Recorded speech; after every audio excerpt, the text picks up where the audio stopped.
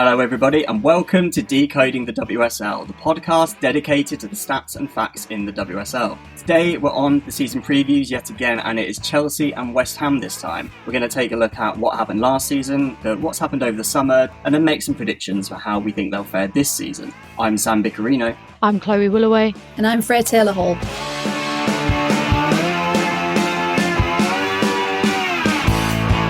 Yes, it is another season preview, as I said, and I've got two guests with me again. We have someone that I've known for, quite a few years now. Is new to the pod this time. She is a Southend United player and also works for Football Manager as a research coordinator for the women's game. It is Chloe Woolaway. How are you doing? Yeah, all good.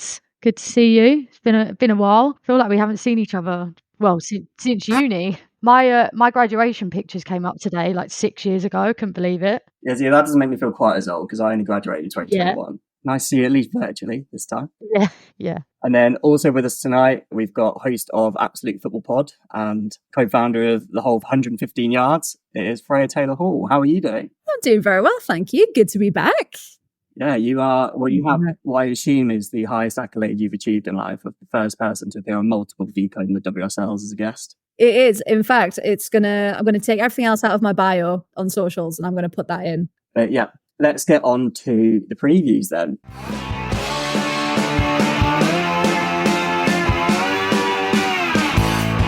So we're going to start with Chelsea. Chelsea were obviously the winners of the WSL last season, albeit on goal difference, beating Man City right at the death. It was Man City's to win, although it also ended up being Man City's to give away, and Chelsea, as they always do, they are inevitable with the WSL, snipped it. But they weren't quite as successful in the rest of the competition. So Champions League, which is very much the main one that they were aiming for, I think, they lost in the semi-finals, albeit to a very, very good Barcelona side. Lost the Conti Cup final after extra time, 1-0 to the mighty Arsenal.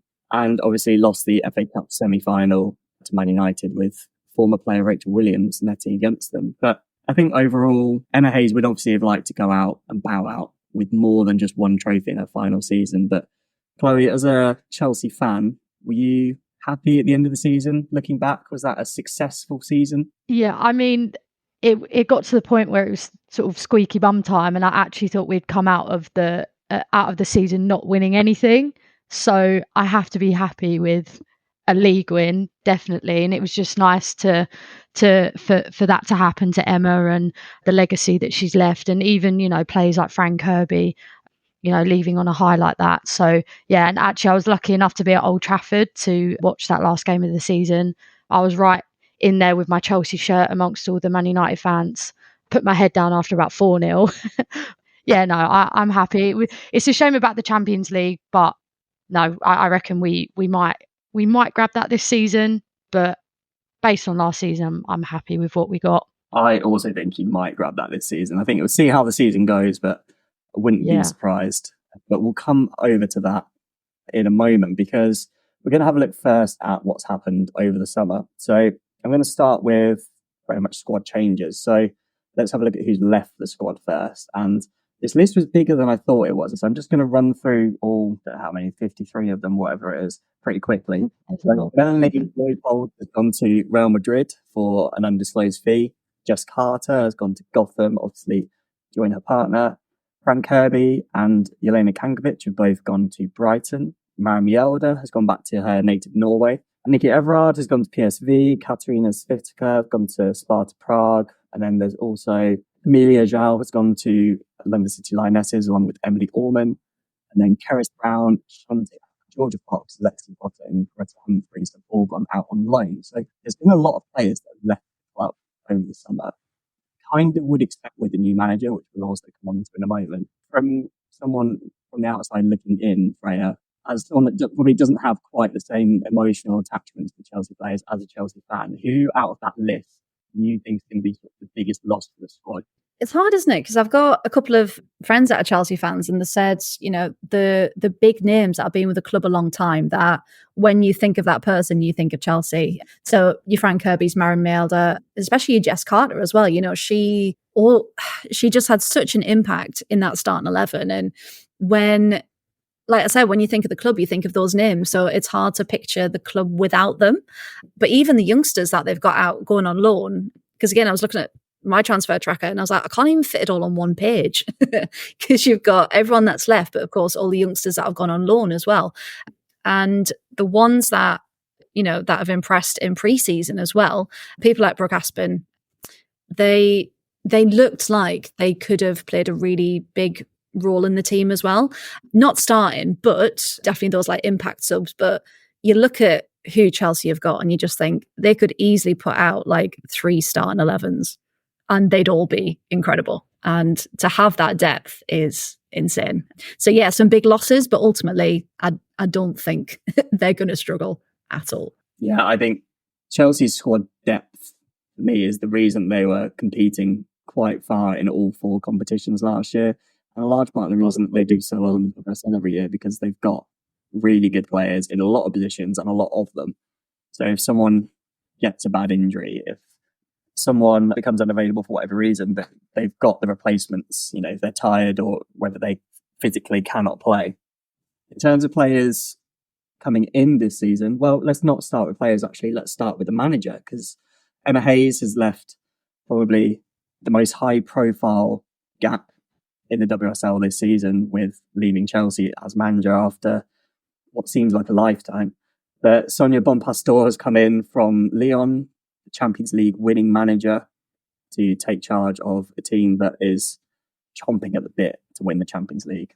Chloe, this is a question that I wanted to ask you specifically. It's a very loaded question, but from your perspective as a Chelsea fan, if you had Bompastor guaranteed to stay at the club for 5 years, do you think she would have as successful, less or more successful than Emma Hayes' career has been?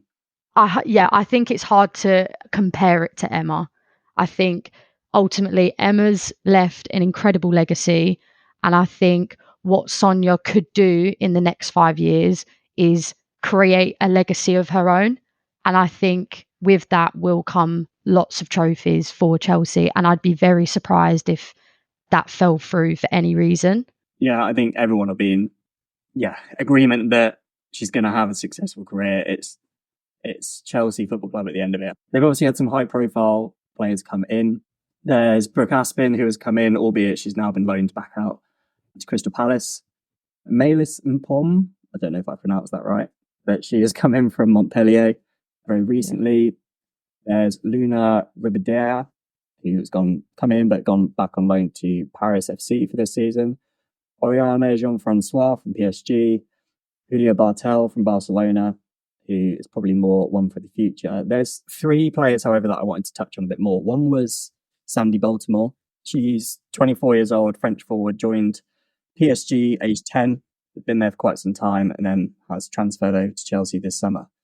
She's one that I didn't know too much about. I'm not that hot on my PSG players. Obviously, WSL tends to be my speciality, but I don't know if either of you two have watched any of the pre-season games for Chelsea. I'm assuming, Chloe, you most likely have. I thought she's been really impressive. She's actually looked really good. She's looked like she's come in and kind of hit the ground running straight away. Well, she got her goal, didn't she, against Arsenal? Was that when she came on after half time and got it like straight away? Yeah, I think so. So yeah, like she has hit the ground running in that sense. She's got a goal. I think she's had over 100 apps for PSG. So yeah, an extremely experienced player and actually definitely one to watch for the season. Just age 24 as well to have that experience. Yeah, that's crazy. The next player I wanted to touch on is someone who, in fact, both of these players have gone straight into my fantasy WSL team, but Vika Kaptein, she actually joined last season, but went back on loan to Twente, so this is her first season actually at the club. 19-year-old Dutch midfielder. I sort of got the impression that, you know, every manager's a bit different, but Emma Hayes saw her as one for the future. She might get the odd few minutes here and there, or she might go back on loan, but I think she started 3 out of 3 pre-season games, which has really surprised me and has looked pretty strong. Not to say anything against her, but because I didn't know too much about her, and again, like you said, I didn't know if she would be a starting player. I didn't know if she'd be an impact sub. Like, I didn't quite know where she'd settle with Sonia coming in. But the fact that she has started and made such an impact already, it just shows you what competition is going to be like for that starting 11. because there's people coming into it that have earned and deserved that place that maybe most of us weren't really expecting to be able to dominate and take that. So yeah, I've been really impressed with her in pre-season. Yeah, she's very good so far, and I think she's very much one that Sonia Bompastor wants to keep in that starting lineup, which is fantastic news because she's a bargain on fantasy. But the final one that I wanted to touch on is obviously Lucy Bronze. So I heard this week, I think through another podcast actually, it's rumoured that Bompastor actually approached Lucy Bronze before she was announced as Chelsea manager. And it sounds like from what Lucy Bronze has said, I don't know if it was earlier today or yesterday, that she's, as well as being a very good player, she's partly a translator for Bompastor as well with some of the other players on the pitch. Chloe, to get a player like Lucy Bronze in at the club with not just experience, but quality and accolades that she's won both as a team and personally, how big of a transfer is that for Chelsea Football Club? I feel like a lot of people were instantly insanely jealous that we did get Lucy. I'll be honest, I was shocked that we got her. I thought that she would have maybe gone back to City, but I mean, I really like Lucy. I've, followed her since before City days, and she's probably one of my favourite footballers to watch. So yeah, I'm very excited. I saw a lot online that Chelsea fans are like, oh, but we don't really need her. Look, she walks into any team for me.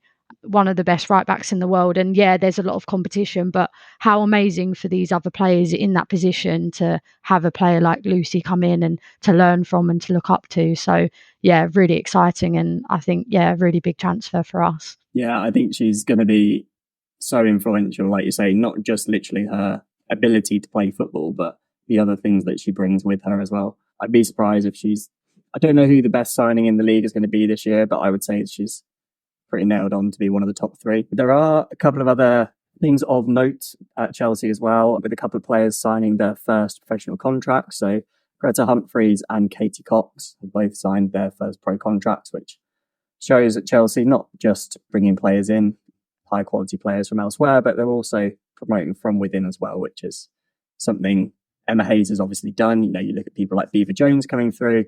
It looks like Bompastor is still going to be doing the same sort of thing, which is great. Everyone likes to see stuff like that. We do have a question from social media. So this is from Charlie on X, which is, the move is probably looking unlikely right now, but rumours about Chelsea's interest in Kira Walsh. Do they need her? How would she fit in? And if it doesn't happen this window, do you see her going to Chelsea in the future? Yeah, that's a bit like Lucy, really. She walks into any team, doesn't she? But feel like it would be in her best interest to maybe stay the season at Barca, because then she leaves on a free. It would make more sense, because also I thought the rumours were more heavy on for her to go to Arsenal, but I don't know, you could probably speak for Arsenal, Sam, but it's a bit of a conundrum when you've got so many centre mids. Arsenal, you have a lot of depth in that position, and I think it was Rosa Kafaji against us in pre-season. She looks incredible. She looks so good. But you've also got your Kim Littles, your Leah Valtis. You've just signed Kyra Cooney-Cross last season for a record fee. So it doesn't make sense for her to go there. Same with Chelsea. You've got Kaptein, you've got Serka Nusken. Maybe Sophie Ingle leaves. I think she's signed an extra year, so maybe she leaves and that opens a gap for next season. But who knows in women's football? Maybe there'll be like a last minute transfer for her to come to Chelsea, but I think it would make more sense for her to wait. And maybe she goes to City. I don't know. I think footballing wise, it definitely makes sense for her to wait, because she's going to have so much of a better time with it at Barcelona than she would do at Arsenal or Chelsea. But I know, I've seen on Twitter that the main reason behind it is that she wants to come back to England. Obviously, I assume being near friends and family and things like that. So I guess it's a thing for her to weigh up of, is that more important than the football? Because at Barcelona, she's going to be starting pretty much every game. She comes to Chelsea or comes to Arsenal, she might be more of a rotation player, not because she's not good enough, but just because there are so many players that you have to fit in. Freya, what about you? Yeah, it's hard, isn't it? Because she's got a year left at Barcelona. So you can look at it kind of for her personally, and then you can look at it as like in the business sense as well. It would be crazy for Barcelona to let her go on a free. If you think about the amount of money that Kira Walsh is worth, For her, I mean, she's won everything she can with Barcelona. So it'll be another year of, again, going for the same things, hopefully bettering and developing all the time. But there's nothing really else to win. So I can see, again, as well as her personal reasons why she does want to come back, I can see it's a new challenge. I was reading that Bompastor wanted to hold out for a quality centre mid, like you were saying, Chloe. And so Kira Walsh would be the ultimate, the ultimate person you'd want in that position. Yeah, I can't see her going to Arsenal, despite what a lot of people will want. I think, wouldn't it be great, kind of 11 o'clock tomorrow, we get a notification that she's gone to like London City Lionesses or something like that. Like that would just completely, completely go against everything. But yeah, out of the two, I think either wait another year for the right offer to come along and not just take anything. But out of the two, I think Chelsea would make more sense than Arsenal. Okay, we'll go on to what our expectations are for the season ahead. So personally, I've gone for Chelsea to, that probably won't be a surprise, easily make the top 3 in the WSL. I think they'll comfortably qualify. They'll obviously want to win the league, but I think they'll have other priorities. So I'm going to say that Chelsea are going to finish second, I think behind Man City, but probably still ahead of Arsenal. They've still got a really deep squad that they can rotate around, but I think with some of the additions that Man City have made, they're just going to be that bit stronger. Saying that, I'm going to say that in the Champions League, I'm going to say they're going to get to the final. I think it depends who they meet and when. I think probably whenever they meet Barcelona, that might be the cutting point. That might be the point they go out. I'd like to see them get to the final because I like to see the English teams do well, but I don't think they're going to win the Champions League. I think they're going to put so much into it that they're not going to prioritise the domestic cups either, and they'll go out of them. So my sort of bold prediction for the season is that Chelsea are not going to win silverware. Ooh. I'll go to Freya first. Freya, what are your expectations for Chelsea this season? Yeah, I mean, similar to your Sam, I think this feels like the year that they could possibly be closest to Champions League. And so even if they don't get it, I think I'm saying definitely a final. I hope like 80% of us is like, yeah, they've got to make the final. So I think very similar to you, that's going to be where their priority is. But like we said, with their squad depth, I think, they could rotate around and could quite easily go through the League Cup without really trying because they're just that good, annoyingly. So yeah, I think they're going to get far in every competition they go through. I think, yeah, maybe second WSL, because I was at the City game on the last game of the season against Villa, and you just thought there's something was missing with City. So yeah, I think I might go right down to the end again, but I think City might just get it. So yeah, maybe second WSL and then at least a semi-final or a final through everything else. Yeah. Chloe? I probably would agree with you, Sam, that we might get second in the league. I think it will be very close. I think it will be similar to last year, right down to the wire. But I think, yeah, where they'll focus and put a lot of their efforts into a Champions League win, I think we could see City win the WSL. But I would say that we do win the Champions League in the first season. I think we've got enough squad depth, as you said, Freya, to potentially go all the way in the League Cup. So I don't want to sound greedy saying 2 trophies because that seems greedy, especially in Bompastor's first season. But I think we do at least win 1 trophy. And I'm going to throw it out there and say we win the Champions League. Why not? I like it. I like the backing of your own team. I feel like if I was in the same position as a Chelsea fan and Arsenal had been as dominant as they've been for the last 5 years, I'd be saying we're going to win 5 pieces of silverware, even though there's only 4. We're going to win the lot. We're going to do it. But yeah, so that is a sort of brief look at Chelsea ahead of the season. A lot has changed over the summer. Probably more high-profile changes than any other team. Certainly up there, maybe with Man United, but I'd probably say Chelsea have the most high-profile changes, both in and out. So it'll be really interesting to see how they get on. But we'll move on to West Ham now.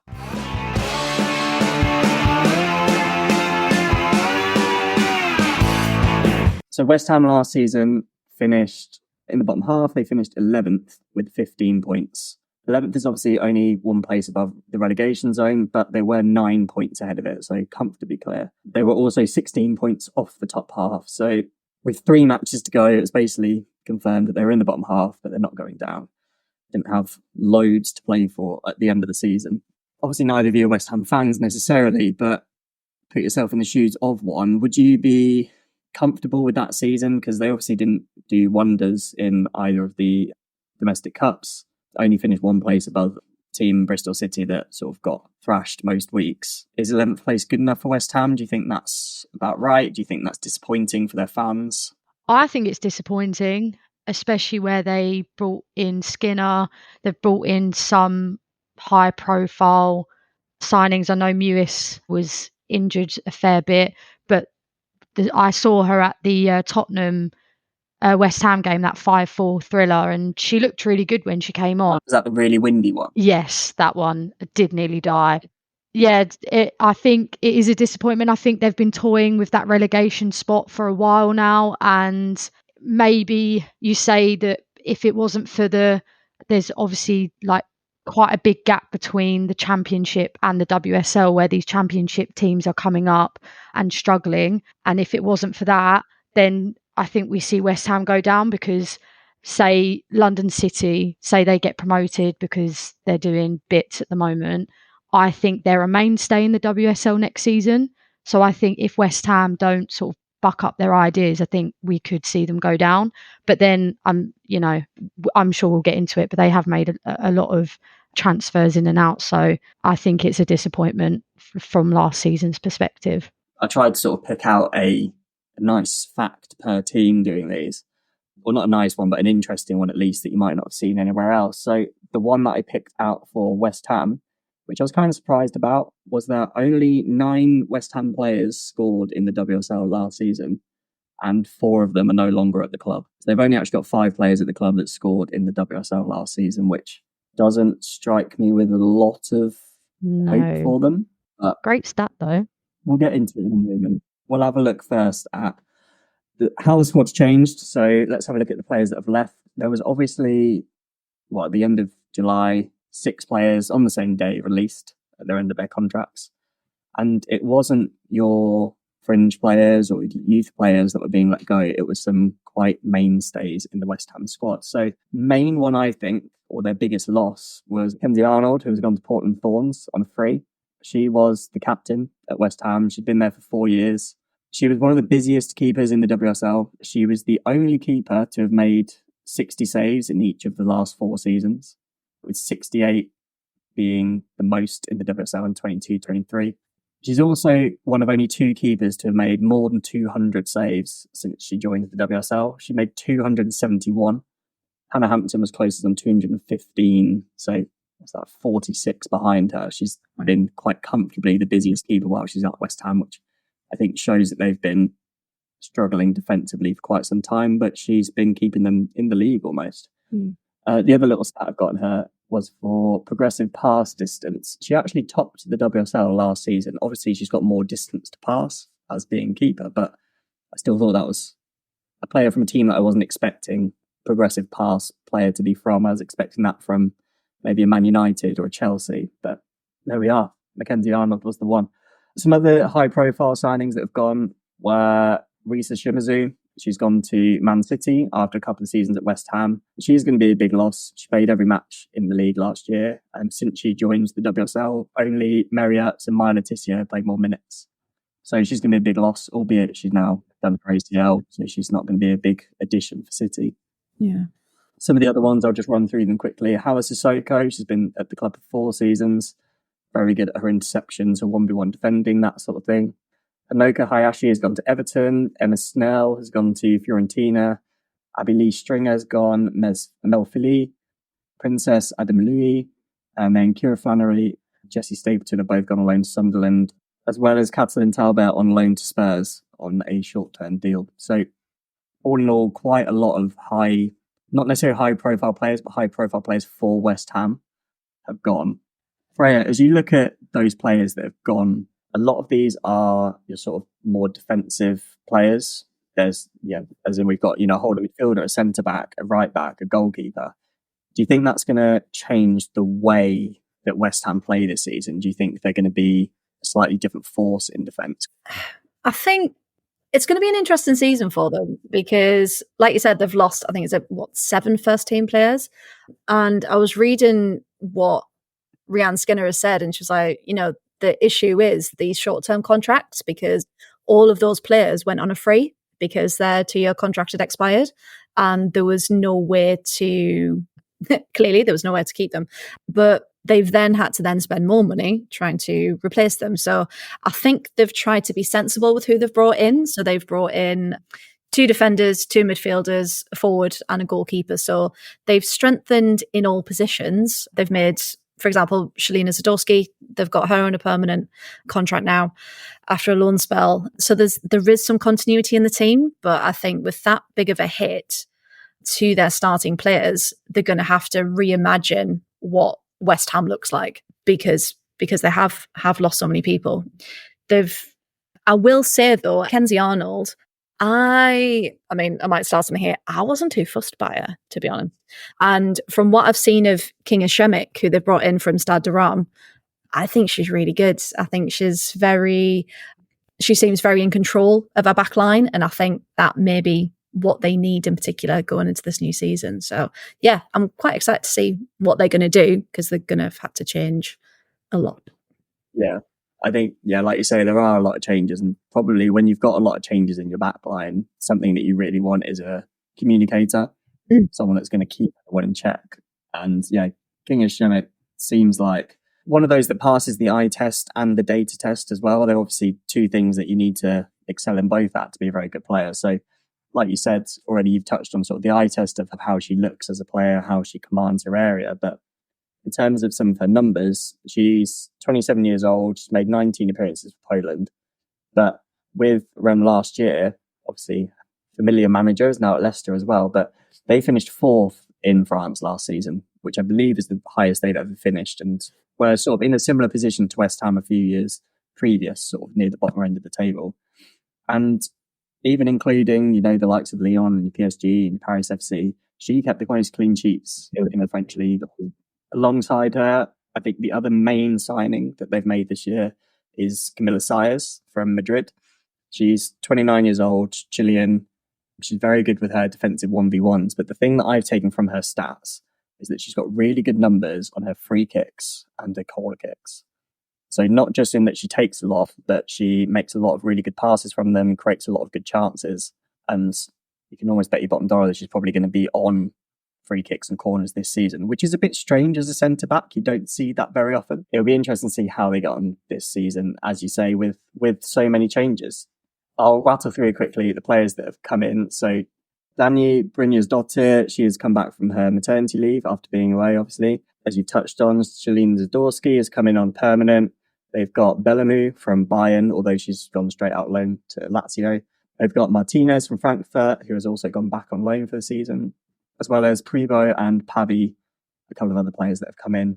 Some youngsters have come through. Soraya Walsh and Adam Malui have signed their first pro contracts. And Kirsty Smith has signed a contract extension as well, which I think with Mackenzie Arnold leaving, that was always going to be a bit of a question mark. But to see her staying is going to be good news for the West Ham fans because she is an important player for them. We do have a question in from Instagram that I wanted to ask.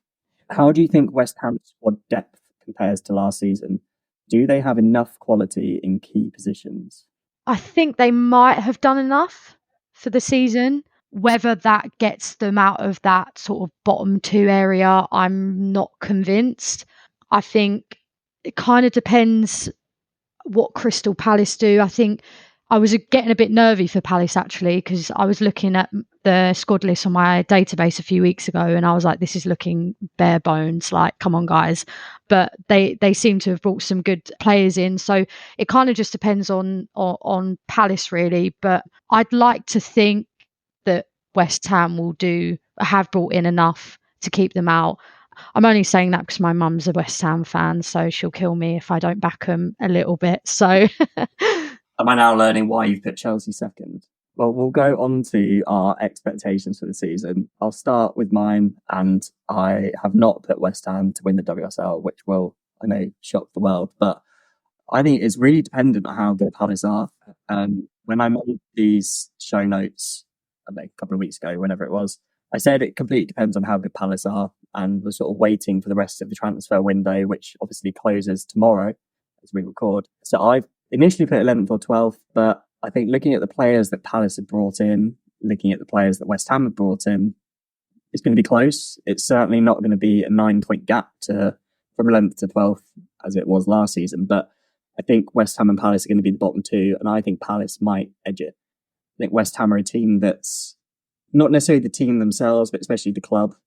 They don't seem to, I don't think they back their women's team enough. They struggle with the stadium, obviously. The problems that they've got there with the main stadium being not owned by the club and being just way too expensive for the amount of fans that the women get. I think that's a big sticking point for them. And they're a team it's a case of when they go down, not if they go down. And I think this season might be the one. So yeah, I'm predicting West Ham to finish 12th and probably unsurprisingly not go very far in the domestic competitions either. Chloe, do you want to bring us up a little bit? Yeah, I feel like if they don't go down this year, they'll more than likely go down next year. I just think the competition now is really ramping up. You're seeing teams like London City, like I said earlier, like making big moves, and they've got a lot of backing. And I feel like if West Ham don't keep up with that, then yeah, I can see them going down. I think they might just do it again this year, but do I think they deserve it? It's hard because yeah, the club haven't really backed their women's team, like you said, with the stadium, and yeah, I think they just do it this year, but I think next year they go down. Yeah, I'm the same as you both as well. I think Crystal Palace is probably the only one that sticks out purely just because of the fact that they've been promoted. But I think I really want Crystal Palace to do it. I really want them to stay up and not be a yo-yo team. So sorry, West Ham. I think it might be a relegation spot this season. I just think they're really going to struggle. If they don't, I will be very, very surprised. But yeah, I think this might be the year that maybe finally gives them a kick to do what they need to be doing and to play catch up with the rest of the WSL. On that kind of sour note, we'll end the West Ham section of the podcast and we'll go on to this.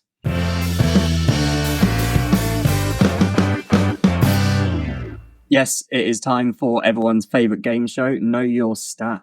It is essentially a game of categories where everything is related to the WSL. So I'm going to give Chloe and Freya a category to do the WSL. They will take it in turns, giving correct answers. If they take too long, or they give an incorrect answer, or they repeat an answer, then they will be out. To win the game, you give more correct answers than your opponent. Nice and simple. So we've got 3 rounds. It'll be best of 3. Although if someone does win the first 2, we'll go for the clean sweep. No one has yet got the clean sweep on Decoding the WSL, so another accolade up for grabs tonight. As it's Chloe's first time playing the game, she will go first in the first round, and Freya will pick the round that we do.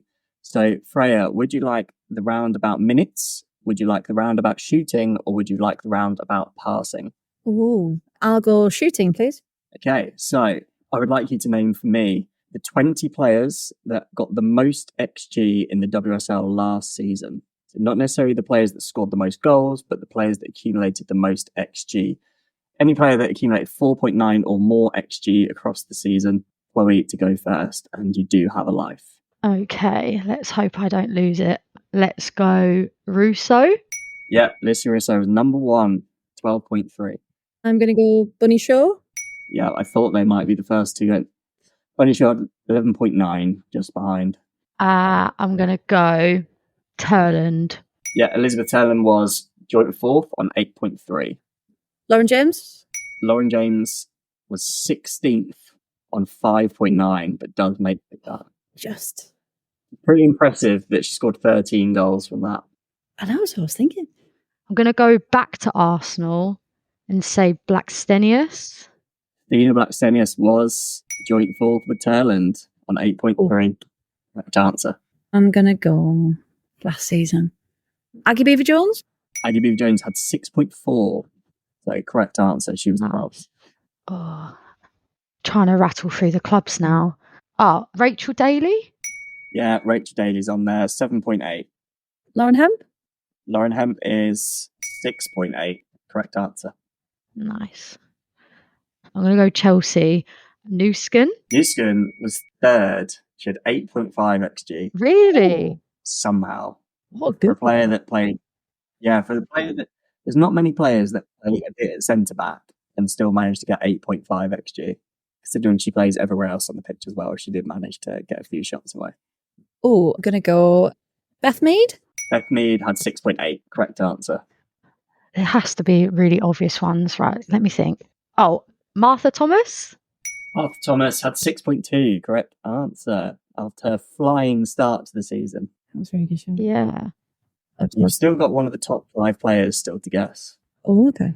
Really? And another one of the top 10. Okay, okay. It's going to be really obvious, isn't it? And I might go Guro Reiten. Guro Reiten was 13th. Correct answer. She had 6.2 extra. See, how am I not even thinking of my own players? I'm trying to think of like your Liverpools, your Leicesters. Let's go Liverpool. Sophie Roman Haig. Yeah, no, she did this season. Yeah, 6.5 xG. She, I believe, broke the record for the most aerial duels in a season with 105. Wow, that doesn't surprise me actually. Brilliant. She's a beast. Yeah, so good. Let's go Nikita Paris. Nikita Paris is your first life. Well, not your first life, your life gone. Oh no! She had 4.3 so it was 20. Did you say 4.3? 4.3, yeah. So 0.6 xG off. Oh. I'm gonna go with Chelsea. Surely Ramirez. Ramirez is your life gone. No way! Wow. Yeah, Ramirez. I'm just trying to find her on my list now. She had 2.4 xG. Damn. 49 on the list. Yeah, well, she not only wasn't there very long, but because she's so clinical, she got her goals from not a lot of xG. Yeah, true. The amount of chances they have, not necessarily the number of goals they've scored. So, Freya, you do still need to get this one right, because otherwise Chloe wins. Oh, okay. Oh, that's pressure now.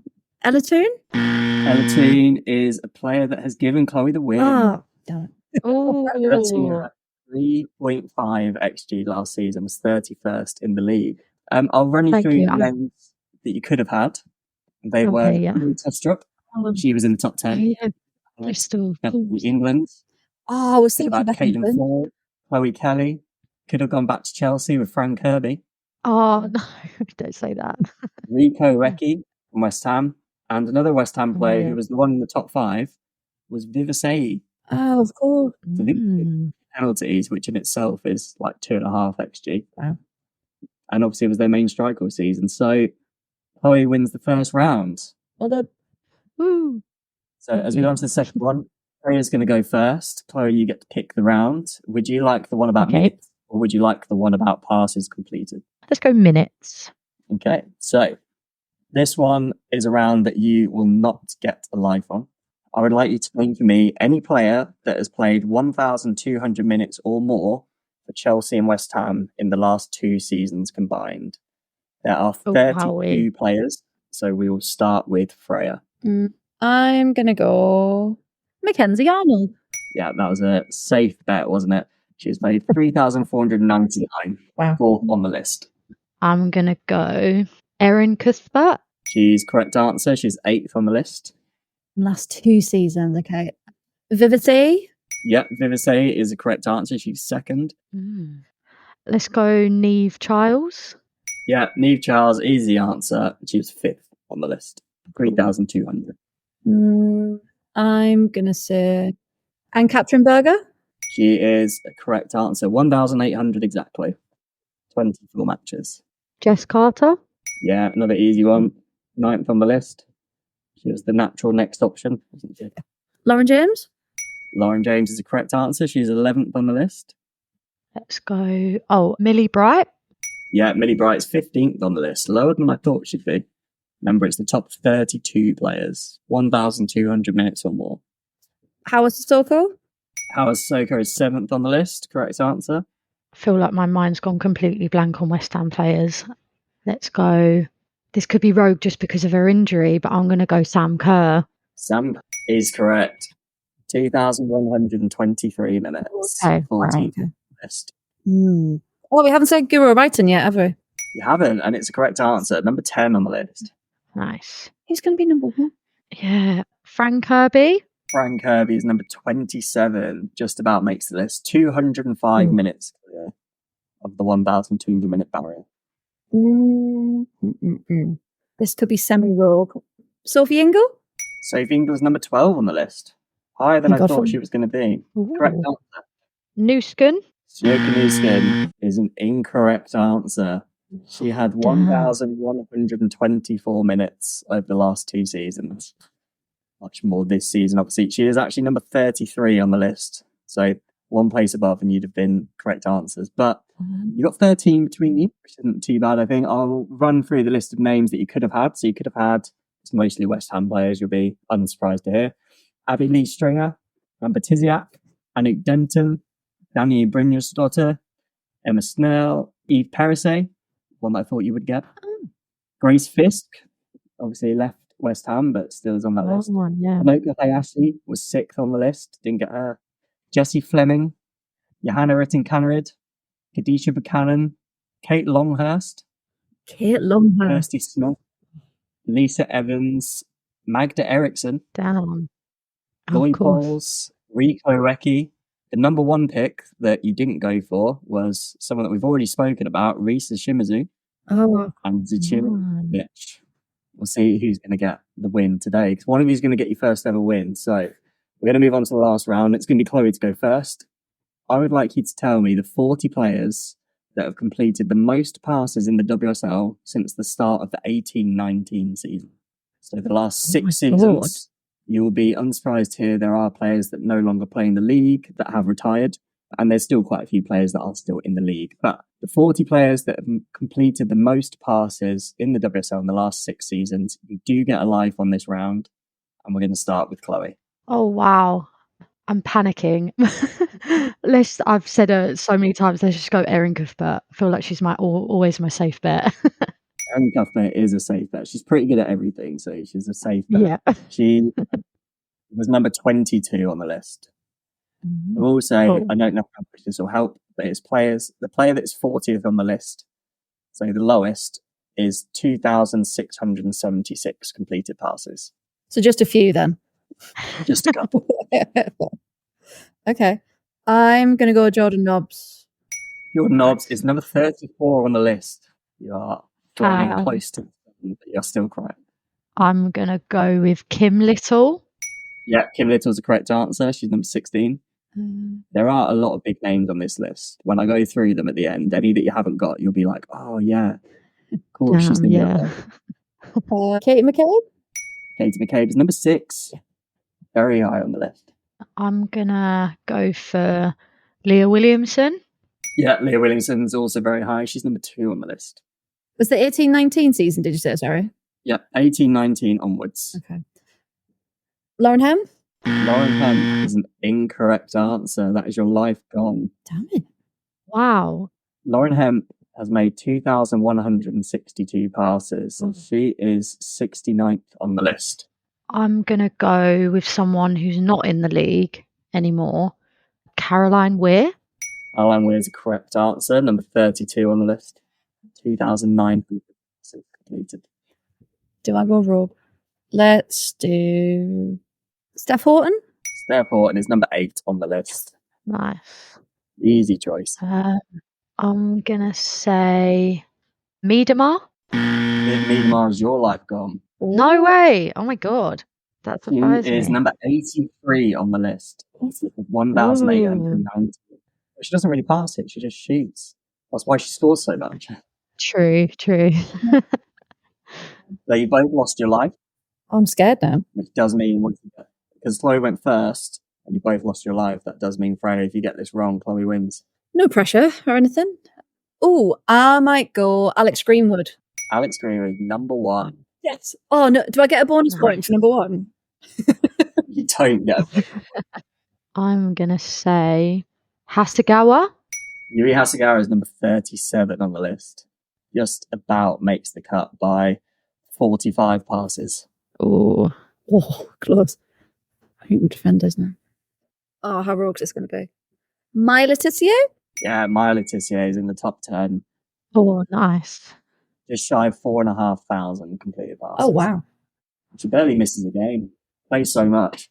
I'm just trying to think of Chelsea players. They're always my safe bet. I don't think we've said her yet. Magda Eriksson. Yeah, Magda Eriksson's the correct answer. She's 5th on the list, 4,800 passes. Wow, that's incredible.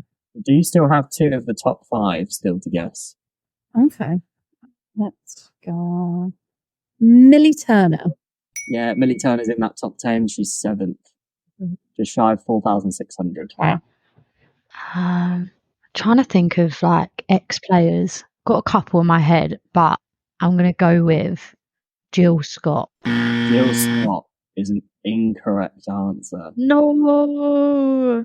She is number 72 on the list with 2,130, which does mean that Freya has to give a correct answer to take the round.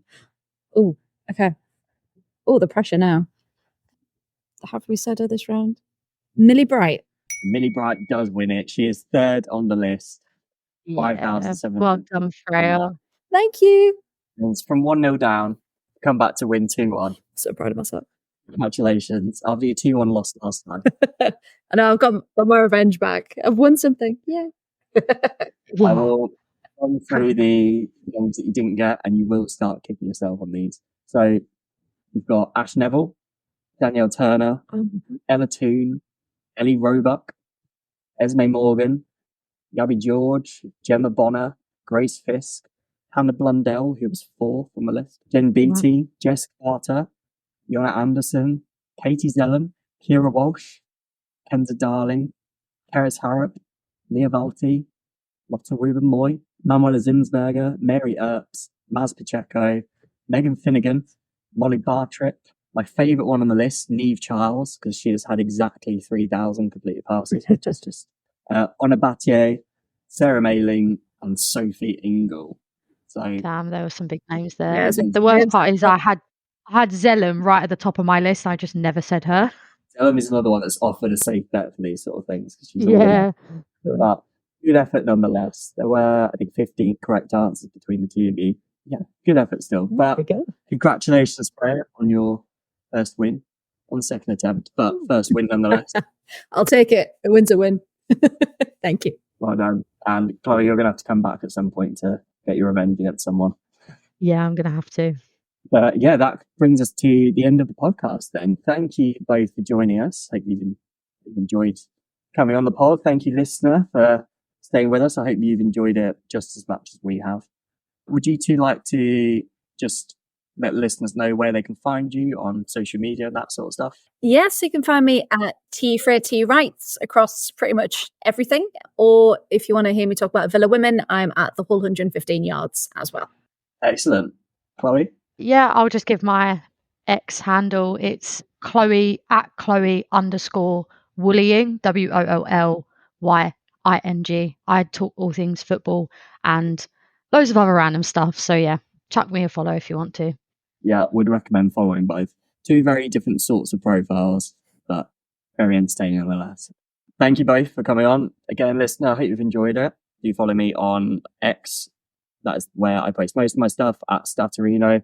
I'm also on Instagram and TikTok for a few bits here and there. And obviously, if you've enjoyed the podcast, do follow wherever you get your podcast. Give us a 5-star review.